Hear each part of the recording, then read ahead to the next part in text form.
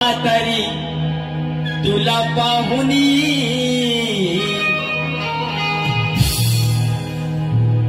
तू अनयाची नार झाले प्रेमान बेदार आणि जोरा जोराने हसते म्हातारी आणि तुला पाहुनी जोरा जोराने हसते म्हातारी तुला पाहुनी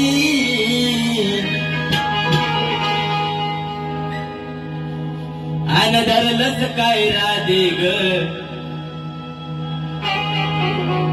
आन धरलंच काय राधे ग बघ खाली वाकुनी आन धरलंच काय राधे ग बघ खाली वाकुनी।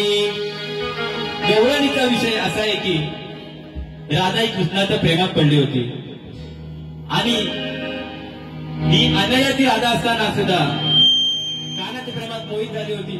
तिला सगळीकडेच काना दिसायचा। एक दिवशी तिला सासूबाई म्हणाली की राधा गाईचं दूध काढता, सकाळी गाईचं दूध काढता, पण तिला आता ती कानाच्या प्रेमात बेधुंद झाली होती की तिला सगळीकडे काना दिसायचा। म्हणून ही राधा गाईचं दूध काढायला गेली तेव्हा तिला काना सगळीकडे काना दिसायला लागला। म्हणून ती बैलाच्या खाली बसली आणि बैलाचं शिन्न ओढत बसली। म्हणून आणि सगळी फजिती गोकुळात पाहत होते आणि ती म्हातारी मावशी जोरा जोरात हसत होती आणि राधेला म्हणते आन धरलंच काय राधे ग। अगं राधे आपण काय म्हणतो आणि काय झाले बघ जरा, बरोबर ना?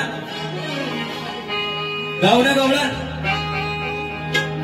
आन धरलंच काय राधे ग बघ खाली वाकुनी आन धरलंच काय राधे ग बघ खाली वाकुनी तू अनयाची नार